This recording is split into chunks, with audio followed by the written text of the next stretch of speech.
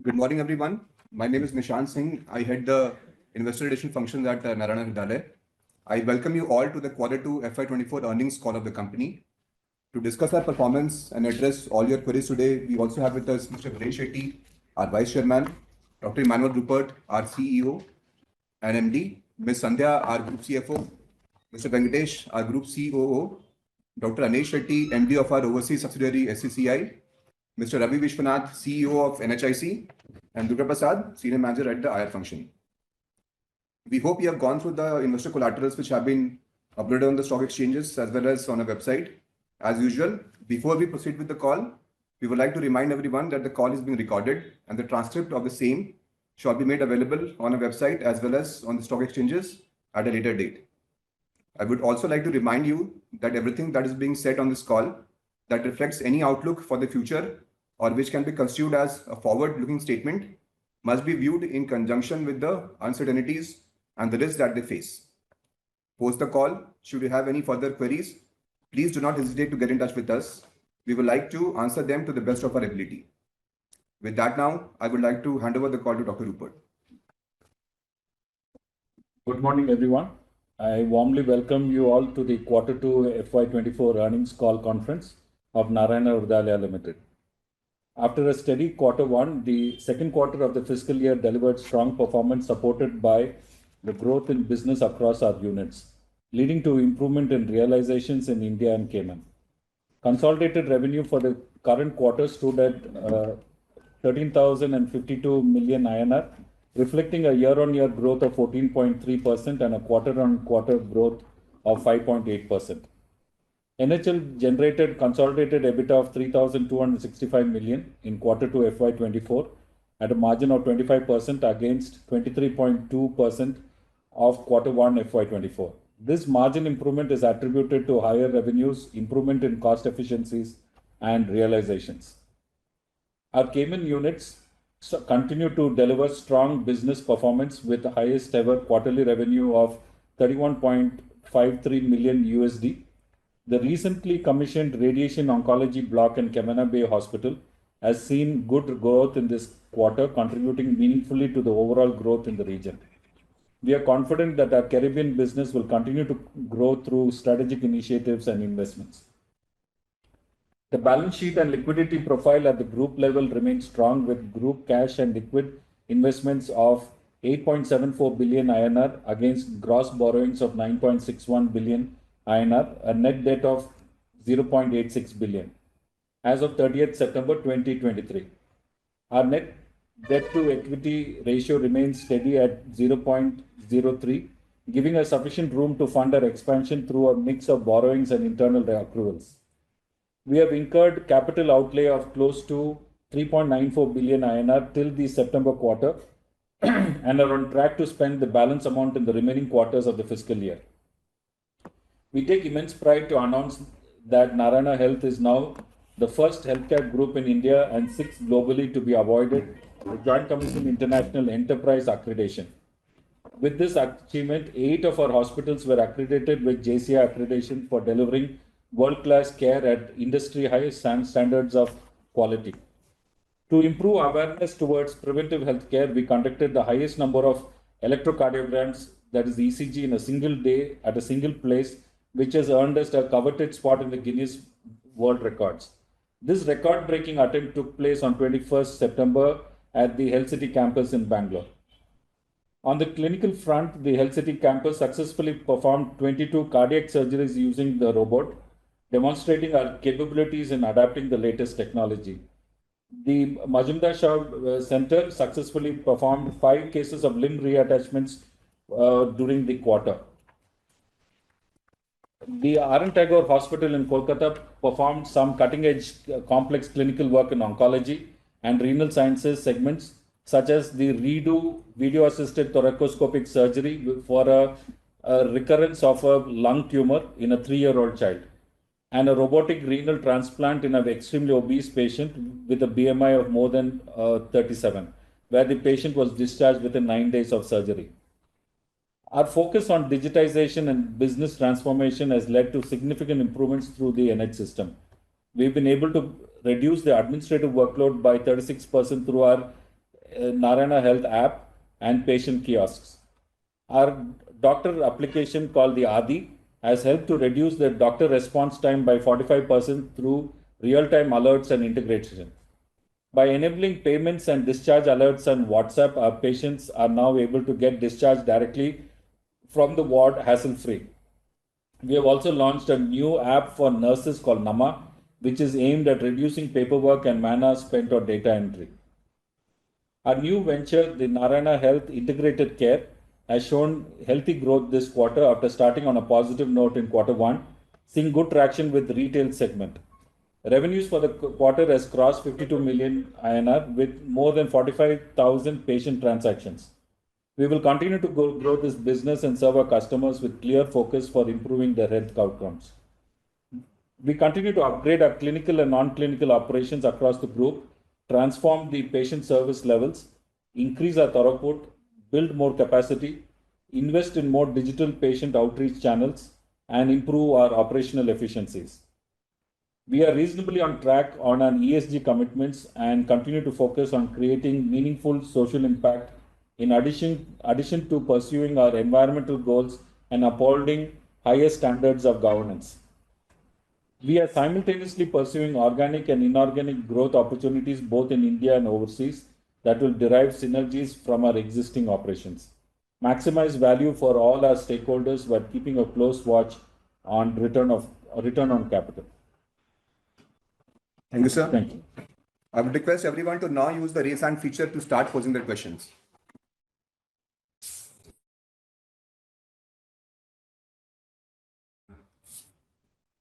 Yeah, Pradnya, please go ahead. Yeah, hi, good morning. My question is pertaining to your slide where you have mentioned the capex breakup. So I see around 250 odd crores for some brownfield expansion.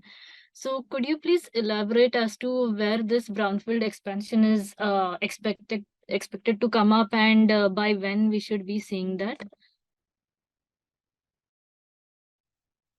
Yeah, like we have explained earlier, we are looking at brownfield expansion in our flagships, which is mainly Bangalore and Calcutta. We have land in our Health City campus itself, and we have already started, we've initiated the process to start building. And we are in advanced stages of closure of land in Calcutta, and we will start building next year. So that's largely the brownfield plus greenfield that we have spoken about. Okay. I thought the Kolkata land would be in the greenfield part of it, the 150 crores. Yes, that is correct. The Okay. land itself will be in the greenfield part. That is correct. Okay. Yes. So if I have to look at your bed capacity expansion from here to 2 years later, then how should we look at the bed addition then? So, see, what we do is we keep continuing to enhance our ability to treat more patients, and bed addition is just one way in which we do it.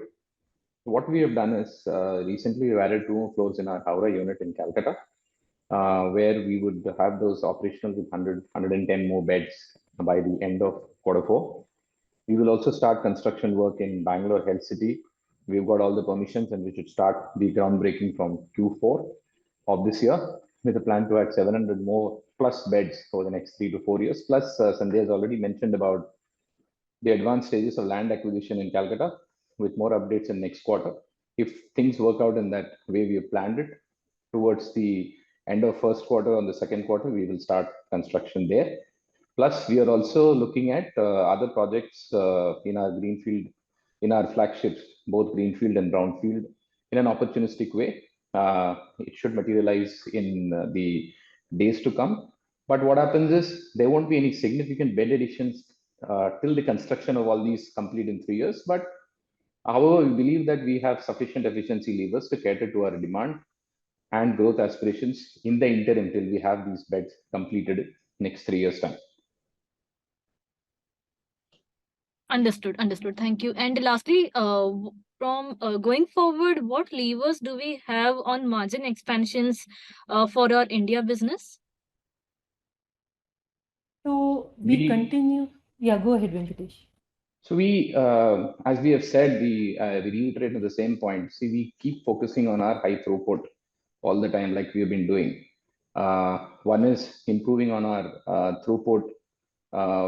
We are also significantly investing in technology to improve our throughput. We're working on faster discharges, faster lab results, seamless appointments.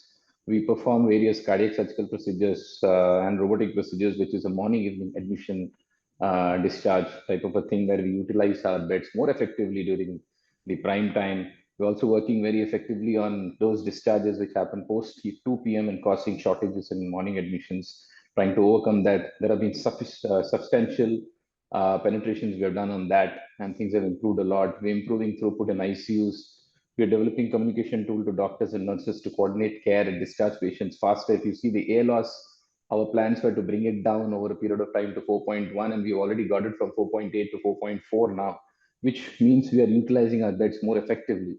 So it's like, we're significantly investing in technologies to improve our throughput, and all these will help us achieve higher revenue. See what is happening, the areas which we gain out of this, we address the capacity bottlenecks by adding more ICUs, more OTs, more diagnostics, more labs, which enable us to increase our revenues at the same infrastructure and same cost level in the next 2.5 to 3 years, till we have our capacity, expanded capacity ready for utilization.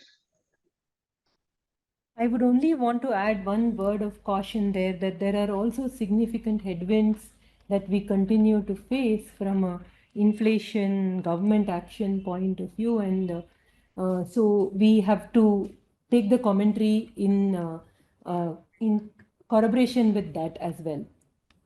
Sure. Yeah. Thank you. Thank you for answering my Yes, question. yes, yeah. Thanks, Pradnya. Can we have the question from Prithvi, please?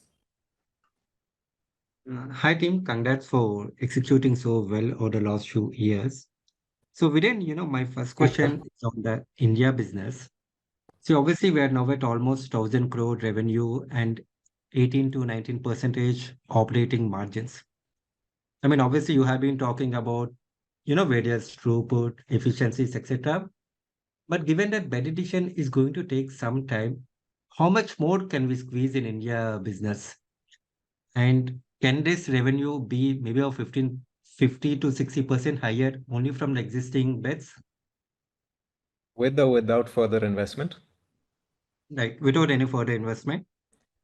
Without any further investment, you can do maybe high single-digit revenue and margin expansion, but eventually your doctors will leave and the building will start to look shabbier and shabbier.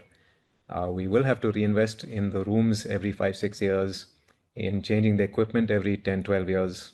All of those things are required to generate slightly above that, as well as expansion to meet the needs of the fact that so many patients are coming and we're running waiting list. So without investment, this business can still grow for about a decade, but then you'll be a has-been in the industry. I think my question is more on next couple of years, as there would be any new bed addition, how much more you can squeeze from the existing assets? There will be minor bed addition. It's not that nothing is happening. The things that are coming up are brand new buildings. But there's still a lot of work that is going to happen in the existing buildings that won't necessarily lead to bed addition. The net beds may stay the same. Certain beds will come up, certain beds will close down. Certain ICUs will come up, OTs, procedure rooms, OPD areas will be reconfigured. What's more important to stress is our ability to keep taking in new patients will go up. So throughput and total numbers served in the same infrastructure will keep increasing till the new infrastructure comes where suddenly you have a whole lot of new capacity and that will take you much higher. And on the margin side, what do you think about sustainable margins for the India business? It is as the guidance we always give. We'll do the best that we can and keep retaining our focus on providing extreme value-based care, be very fair on the pricing, and treat as many patients as we can. What we can deliver, we'll continue to deliver. Can I have the breakup of new hospitals revenue and margins for this quarter? Venkati? Yeah, I'll give you that information. So when it comes to new hospitals, these three hospitals, which is SRCC, Gurugram, Dharamshila combined, is at around 119 crores for this quarter against 115 crore in Q1. So it has reasonably grown, and EBITDA has improved meaningfully from 6 crore in Q1 to around 8.7 crore in this quarter. So SRCC Mumbai, we have been able to reduce our shortfalls from 2.2 crore in Q1 to 0.6 crore in Q2. We remain on track to reach flat EBITDA by the end of this year.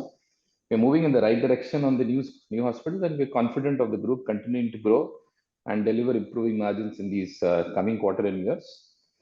Few of these initiatives in both Mumbai and in Gurugram, we are looking at a combination of both when it comes to specialties, a combination of both inorganic and organic initiatives in both these in terms of certain new introduction of new specialties, trying to rebuild on existing specialties to see how we can consistently maintain and improve on our margins in both these new hospitals. So Dharamshala is already on track and hitting 15 to 17% margin, and these others will also follow in the next 3 to 5 years based on these plans which we have worked out. Okay. Anish, couple of questions on Cayman business. One, obviously this quarter there seems to be a fall on the footfalls number on YOY basis. Could you just explain, what led to that? Hi, Prithvi. Thanks for the question. Which footfall are you talking about? The outpatient? Yeah, it's on outpatients. So just to clarify, if you're looking at the investor presentation, the blue bar is last year, Q2 FY'23, 7,600. The red one is Q2 FY'24, that's 9,600. So I'm not sure. I think you're looking at the right information. Okay. I'll check on So this. just to clarify, it was 7,600 Q2 of last year, 9,600 Q2 of this year. And could you give some timeline on the new capex? I mean, the new hospital in Cayman? Yeah. So as we spoke about the last time as well, we remain on track to commission that in Q1 of the coming financial year.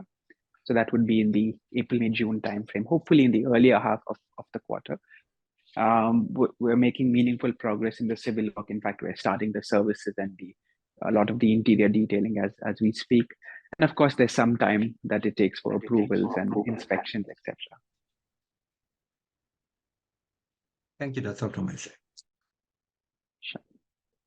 Thank you, Prithvi, for the questions. May I have the next question, please? Yeah, Anuj, please go ahead.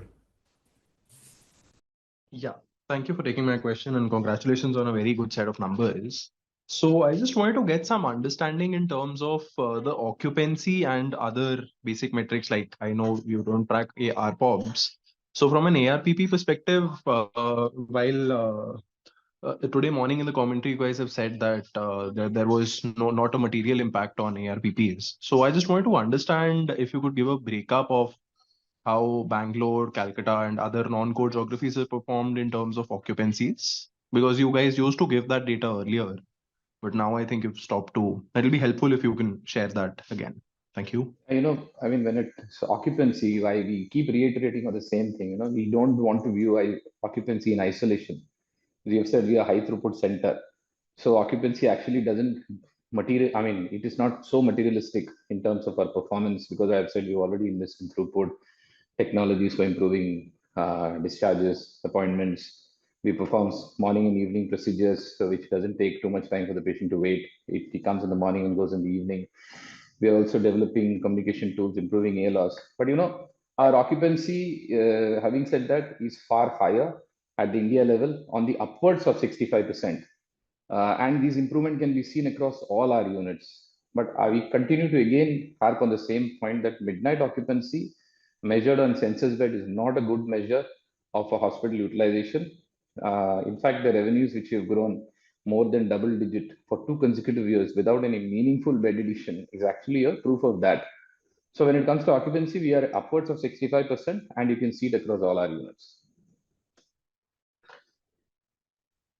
Yeah, thank you. But while I understand that, I just wanted to understand if there is a breakup of core and non-core geographies that we can provide. It's more of an academic question. I understand that. And that's why I said not just occupancies, I wanted to understand the other metrics as well. While I understand that ALOS is down from 4.6 days to 4.4, I just wanted a view on how the other metrics are performing? Yeah, let me comment a bit on ARPP, which, like we acknowledge, is a better metrics than RPOP.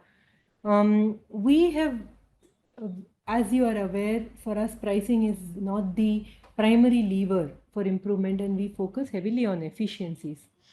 So we take very moderate price increases, and if you see, there is a certain year on year we have shown a reasonable price increase, which is, I think, healthy and yet affordable for our patients.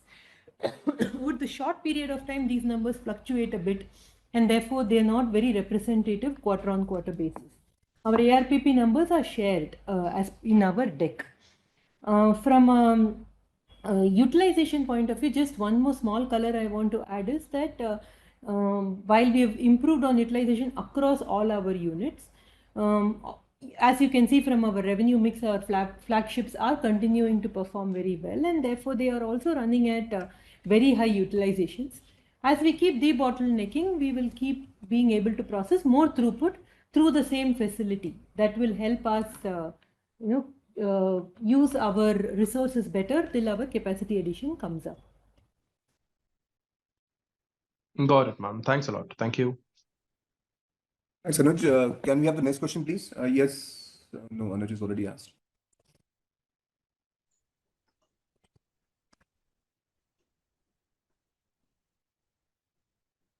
Next question, please. Yes, Gagan. Please go ahead.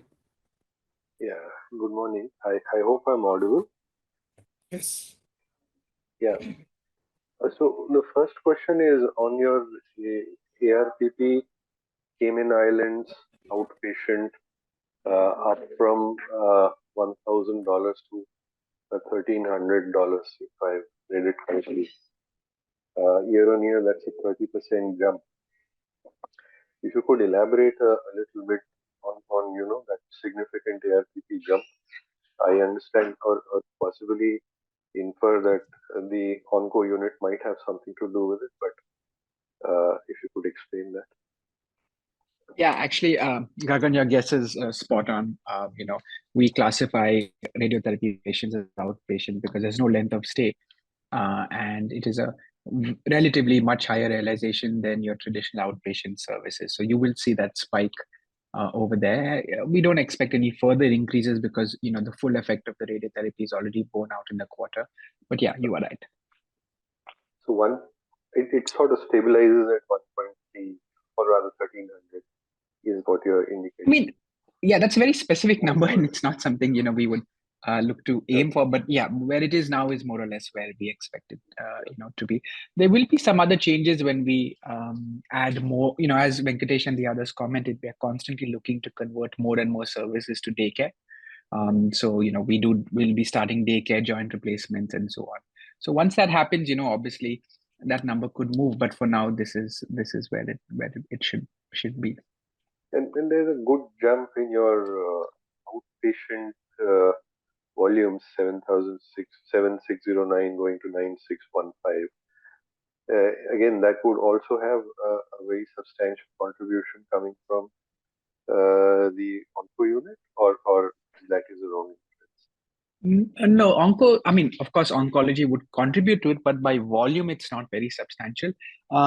This is the general improvement in all specialties, but a large chunk of it is we are now reporting our ENT, the acquired business as well, which is predominantly an outpatient service. So it's a high volume outpatient service. So you're saying that erstwhile this was not reported in the OP volumes, and now it's being reported? We recently completed the acquisition, and we wanted to start it after finishing an entire quarter. And this is now reported in that. So it's a combination of our organic growth, the oncology which you identified, as well as a large percentage of it would be because of ENT. And it's there in the footnote as well, in footnote 1 of the slide. Yeah. Okay, all right. And the ARPP for your inpatients actually dropped year on year in Cayman from 39,000 odd to 34,000 odd. Any explanations there?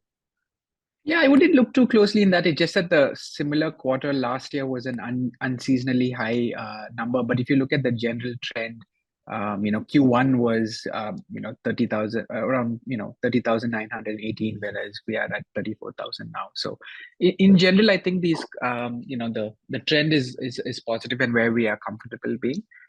It's just once in a while you're going to be comparing it to a base quarter which was unseasonably high. And I mean, the start of the call you indicated almost 394 crores of capex has been done for the full year. The budget is around 1137 crores. Your cash position is very healthy, and so is the gross debt position. Not really moved up too much from last year. Is there reason to believe that in second half, because the capex might spike up to 700 odd crores from the 394 that we've seen, there'll be requirement to add further to the debt, and if so, to what extent will you need to fund it via debt? Yeah, Gagan. Out of the capex spending for the remaining of the quarters, we'll be spending around another, say, 450 to 500 crores of debt of capex. Out of that, we can fund, say, 50% of that money will come from the debt. So even if we do take that, say, 250 odd crores as debt, our net debt to EBITDA ratio will still be very comfortable at 0.3 to 0.4. Correct. So it's not really too much of a substantial debt addition at all. And now you've had two years running of 1,000 crores plus capex, and you managed to do that without really leveraging your balance sheet too much at all. Yeah, because we have got pretty healthy cash flows. If you look at the beta, we have seen crossing 1,000 crores on the annualized basis. So with that in mind, we should not be above 0.5 at any point in time for this financial year. So last year, I think there was indication that that cash flow was very healthy because of certain one-offs. This year again, if you could sort of give some idea, has the cash flow been equally strong or better, and even adjusted for the one-offs? I think the cash flow is a representation of the underlying performance of the business. Given that our EBITDA has been healthy and we've been able to maintain the payer mix with a reasonable balance, therefore it is reflecting in the cash flows. Right. So 1H was 587 versus 535 last year. So there's no change in the working capital here at all. I mean, in terms of no significant change in the working capital this year. Okay. We kind of operate at a almost neutral working capital position. So we've been able to hold on to that in the current year also. Right. And again, at the start of the call, you indicated that without any investment at all, you can still manage to grow high single digit. And you obviously are investing quite substantially in you're reconfiguring, you're adding OTs, you're adding equipment, you're upgrading equipment. So just to take a cue from that statement, if without investing you can add or incrementally to sales by a high single digit, with this investment, part of it which is going to increase throughput, and part obviously comes later in brick and mortar, in bed terms. Even with the investment that goes in increasing throughput, ideally the minimum growth limit should be a high single digit, and possibly supplement to that with whatever capacity expansion you're doing in terms of equipment. Is that a reasonable surmise? That's a forward-looking kind of statement which we don't want to make. But what we can definitely say is that indicators are all in the direction of being able to grow as well as we've grown in the past. Obviously, there are various factors, like for example, Q3 is a seasonally weak quarter. So therefore, our volumes will be, every Q3 volumes are slightly weaker. There are various factors that come at play. So it's very difficult to give a number like that. I understand. Seasonally, I'm not looking at quarter to quarter movements. I'm obviously comparing year on year, which adjusts for seasonality. And in any case, I'm looking at a 2-3 year time frame, and I'm just trying to validate the logic, not looking for numbers here. A final one on tax rate. I think it's been pretty low for the first half, and you indicated last quarter. that this year will be effectively a low tax rate number. How should we budget for tax rate this year and then going into next year? Tax rate, we will be around what we have seen, around 10%, Gagan. That is a good estimate to take. Okay. Because we have moved to the new tax regime in India. So we will be able to see that benefit. And next year, how should we think of that? Next year, there will be no significant change except how the mix moves, which we cannot comment at this point in time. Mm-hmm. So next year, we should budget for an effective 25% tax rate on India. Is that a reasonable way? Yeah, around 25% for India is, you can take that number. Right. Final one again on Cayman. The ALOS at Cayman tends to be 8.9 to 9.1 days. Any reason why that number is as high as that? Because in India you are at around 4.5. Yeah, Gagan. So in Cayman, we are sort of the national hospital for the country, and there isn't much healthcare capacity aside from much at the government hospital. So there are certain chronic patients who are very, very sick, and who perhaps need longer term care, some amount of nursing. In other countries, they would be assisted at home, or they would have some other sort of home care or out of hospital care. But the government's obligation is to care for these patients, and they're universally insured. So we, on behalf of the government, admit these patients for a very long time, many months at a time. So this just skews the ALOS number. All right. Thanks. I'll get back in the queue. Thank you. Thanks again. Can we have the next question from Vinay, please? Yeah, thank you. Just one thing on your numbers for the quarter. I'm comparing quarter to quarter. You have around 212 new doctors added in this quarter. But if I see the expenses on doctors, it has actually gone down. Can I have some explanation on that? Because of the revenue effect, revenue has come in much higher. So therefore, as a percentage, it is not reflecting. Yeah, but from the number point of view, most of them would be training positions from the postgraduate training positions would have joined in the quarter two.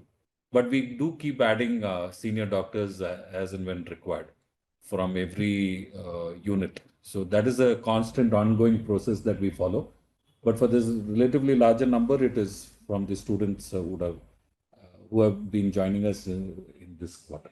Yeah, because the total doctor expenses has actually gone down from 2,315 million to 221 million. And the other part is the other admin expenses and other employee expenses have also gone up disproportionately high, while the others have been very well controlled. And I must give you a pat for doing a good job there in controlling your costs. But any particular reason why the other employee expenses have really gone up by around 14% quarter on quarter, whereas your sale has gone up by 5.8%? We have taken some investments in repair and maintenance in quarter two because it was a good quarter and we wanted to get some of the R&M work done. So because of which there is a one-time investment and increase that you are seeing. It will taper down going forward. There is a certain level of base that will continue, but some of it will taper down. Okay. And lastly, I see a drop in depreciation. Any particular reason quarter on quarter drop in depreciation? We even capitalized our work in progress. Any new significant capitalization has not happened. And some of the assets, as their life cycle ends, they get decapped. So you don't need to overread into that number because our depreciation will go up. We are capitalizing 1,000 crores this year. So that will go up only. Okay, and the last thing is on the NHIC working. You have seen a good healthy addition of patients in this quarter compared to the last quarter, but your average billing has gone down from 1,538 to 1,158. And the losses have also, I think, increased from 5.8 crore to 6.4 crore. What are you, of course, it is early days. It's hardly a year since you put that up, but how do you see that contributing in future? I will request Ravi to take the question. Sure. Thanks. So yeah, I mean, as you said, it's early days and we keep experimenting with various value propositions to the customers. So I would think that for a little while, this might go a little bit up and down as we come up with new propositions and new products. And so I don't again read too much into that. Right now, we're focusing on making sure we have transactions and learning from our customers, understanding exactly what they need, what is the best value and best service we can give them. And as our learnings grow, over time, of course, directionally we do want to take it up. And I think over time it will stabilize. But I think for the next few quarters, this might be a little bit up and down as we experiment. Yeah, and how do you see the contribution of NHIC into your? Is this a feeder into your main hospitals, or what exactly is the role NHIC plays here? I'll answer this one. At this point, NHIC is a standalone entity that will build out clinics and offer subscription plans for patients, with the idea that we want to keep them healthy and do checkups and manage them in the clinic itself.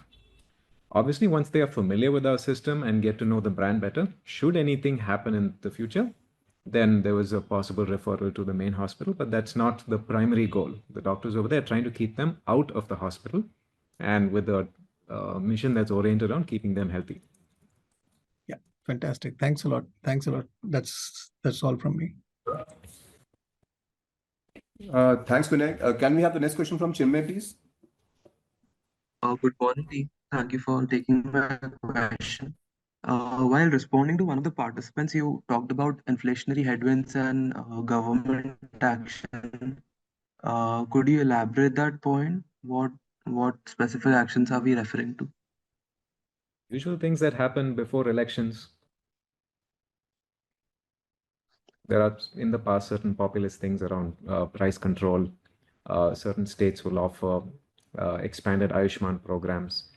A lot of government departments tend to run out of money just before an election. So there are little headwinds that one usually faces just before a national election that we're just a little cautious about, in addition to whatever seasonal impact that Q3 will have.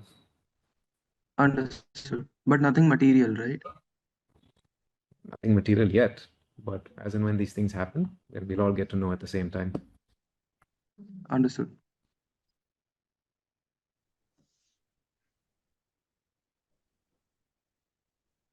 Anyone else?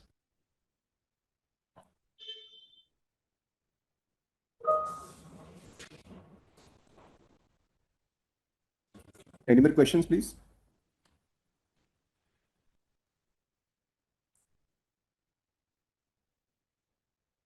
We still have around 20 minutes to go. If anybody has any questions, please ask.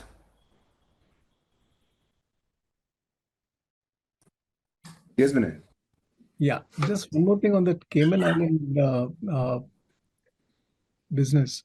We are looking at currently working at around 50% occupancy of the 110 beds that you are working there with.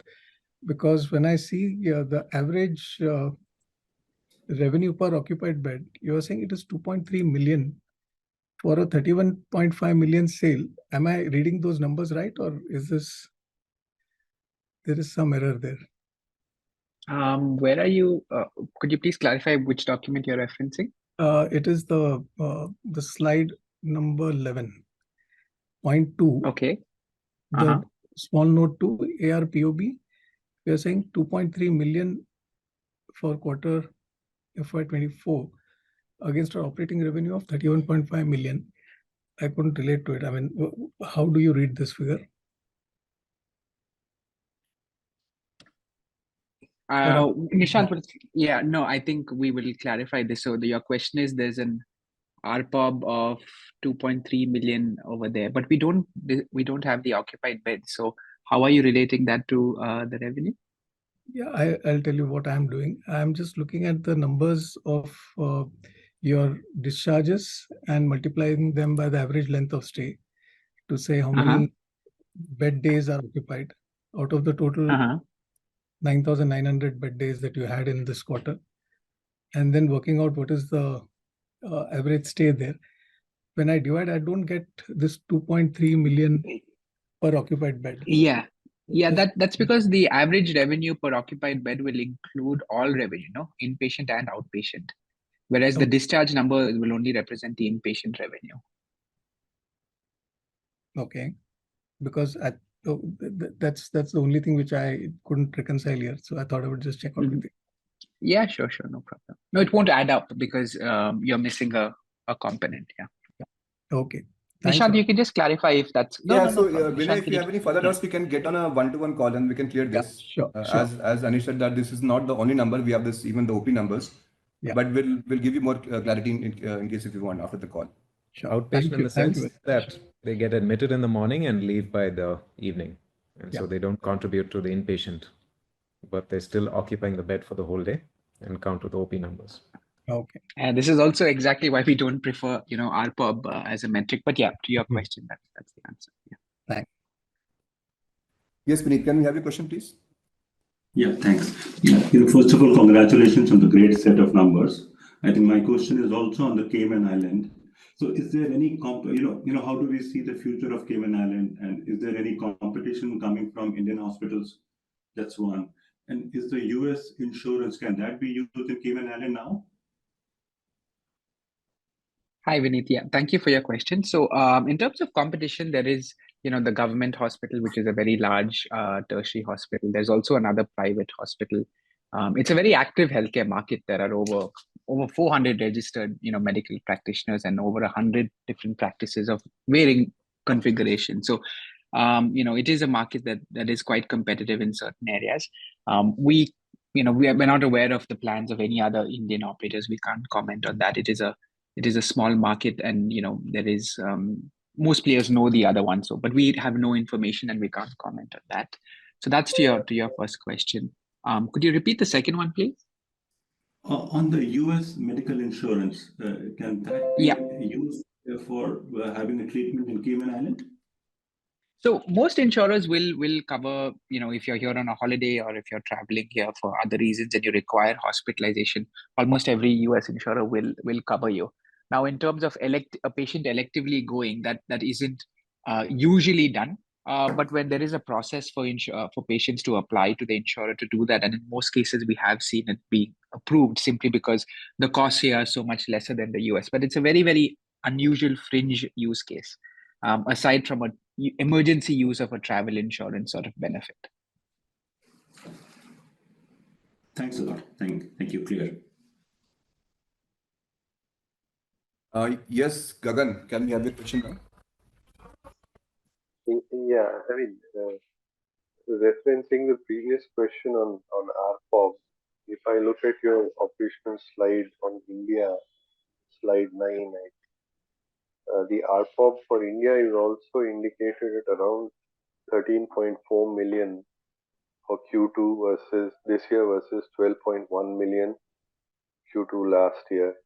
I'm just trying to clarify: are you annualizing the RPOB figure and then giving it out? Because 13.4 million RPOB, if I then consider it as an annual number and then divide by 365, the RPOB comes to 36,000 odd, which looks more sort of understandable. Or am I getting it wrong here? Yeah, we analyze the number, Gagan, that your reading is correct. Okay, so the same would have been done with the Cayman number as well. You annualize the number, that 2 million odd. Yeah. Yes. Yeah. All right, I get that. And on capex, while your slides indicate last year, I think if I look at last year's presentations and even this year, I think it indicated a capex of 1,000 odd crores.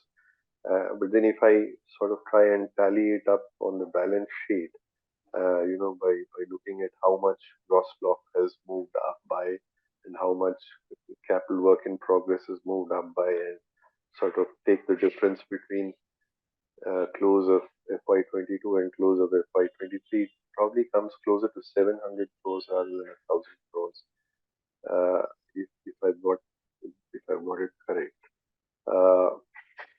So basically, last year then has the capex been of the order of 700 odd crores or 1,000 odd crores? It could also be because of some of the equipments in pipeline.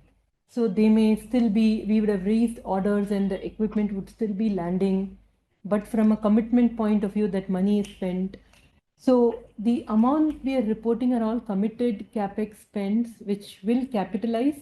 You should give us 6 months lead time for us to be able to capitalize and show those numbers in the books. But if you sort of committed, does it not come up in CWIP? It won't line up exactly. The intent is that all things planned, we'd want to spend about 1,000 crores last year and this year, but a lot of orders got delayed, a lot of construction work got delayed, and so it didn't exactly line up. So there's been a bit of lag in that. We're trying to catch up, but it won't be exactly 1,000 crores added to the balance sheet. But if you look over a 6 months time frame, it will start reflecting because the cash is spent. It's just getting capitalized or coming into CWIP at different points in time. Okay, fine. Last one on Cayman. You indicated that you'll start the new hospital, I think in the first quarter of next financial, possibly, if I got it correctly. How should we? I mean, because this is going to be different from the onco unit that you put in, which is ramped up fairly fast for you. How should we look at the financial implications of that new hospital? Phase by phase. Let's say for the first 6 months, next 12 months, and then when it stabilizes, what time will it take to stabilize and hit an optimal utilization? And at that level, what implications does it have financially for margins and growth? If you could give us some indication of the roadmap of how this will move, it will be it. Gagan, your question is very specific, and unfortunately, my answer has to be quite vague. But it is a new hospital. As we've discussed before, there will be a decent chunk of fixed costs that will come online when we commission the hospital. It is not a hospital in a new location. In a new country, it's in the same location. The patients know us, so the ramp up, we do expect it to be reasonably fast. But having said that, it is obvious that there will be margin dilution until we truly see incremental revenues coming in. How long that will take and quantifying that is something we're not in a position to give out at this moment. Right. And will you be able to run it with the existing doctors that you have in your existing hospital, or you will incrementally add? And if you will add, can you give some indication of how much staff, nurses, doctors, paramedics will you need to add, and how will you be, sort of recruiting them? Will you be sourcing them from India, and how do you go about it? Yeah, so to the first part of your question, so definitely, a lot of the services we offer are similar to what we're already offering. So it will be the existing doctors whose output will increase. A lot of departments will need, the second or third line of doctors to come online to handle the increased volume. Some don't. Nurses obviously is directly correlated with the number of patients we treat. There's not really any operating leverage there. The more patients we treat, which we'll be hiring more nurses. To your question around sourcing, we'll follow the usual sourcing routes we've been following for our existing hospitals, which is a combination of our network in India and other relationships in the region closer to this part of the world as well. So just curious to know, for your staff who goes from India to Cayman, do they sort of go for a specified tenure and then return, and then you roll between staff and some new set of people go in after a stipulated period, or do they stay there, till they serve you under the Narayana?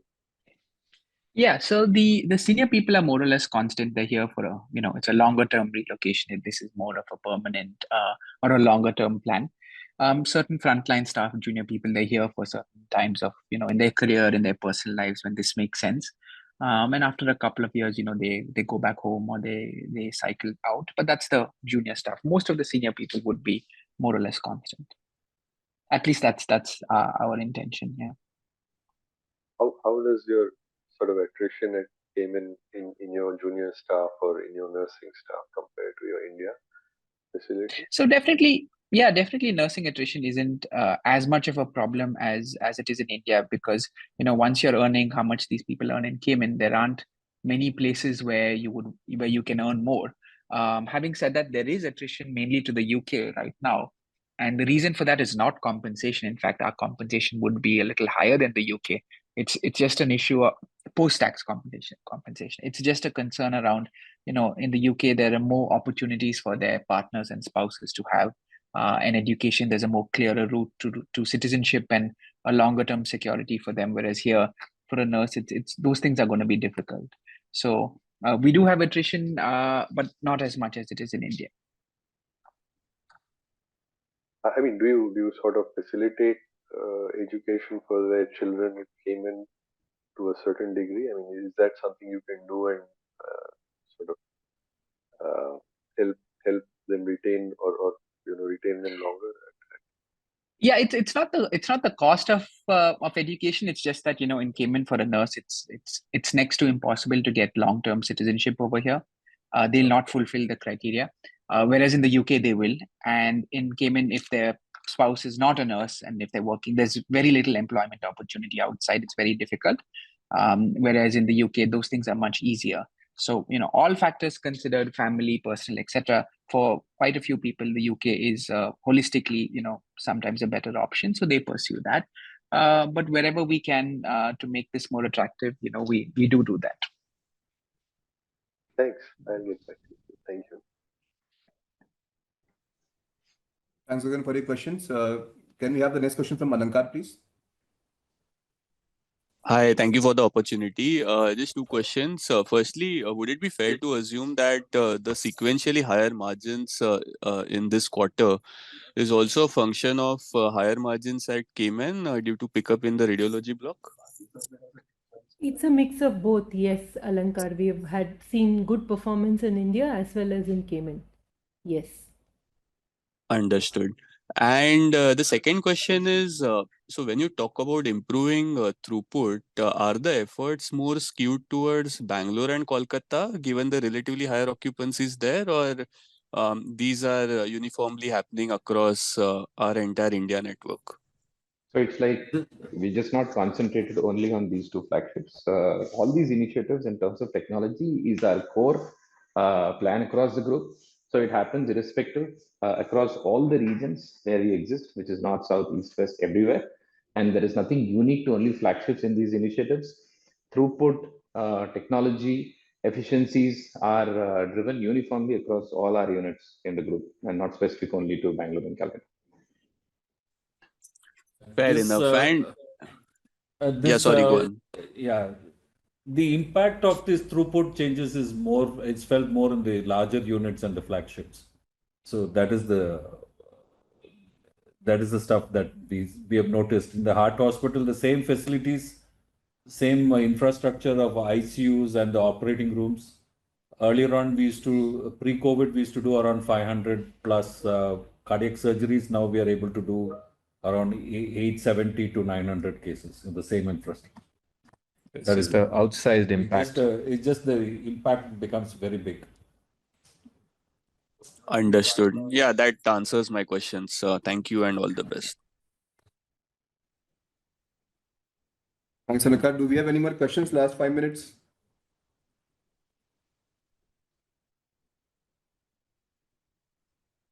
Yeah, Kapil. Yes, Kapil. Yeah, hello. Congratulations on a strong performance in the September quarter. I would just like to know if this traction of strong performance has continued so far in the present quarter, October to December, of which we are already in the middle. Q3, Kapil, is a seasonally weak quarter, as you're aware, because there are a lot of festivals that come in Q3. we have Durga Puja, then we have Diwali, and then we have Christmas coming on. For all hospitals, Q3 is relatively weaker. So standing today, we can only say that. Anything else will be forward-looking. A lot of these things get pushed forward. These are mostly where do a lot of elective cases. So we've seen that patients tend to postpone their procedures to Q4. Okay. Okay. Thanks. Alankar, do you have any further questions? No, not really. Sorry, I forgot to. Yeah. No problem. Any others? So if you have no further questions, we would like to conclude our session. Thanks everyone for your active participation. As usual, please do feel free to call us, reach out to us in case of any further queries. Thank you.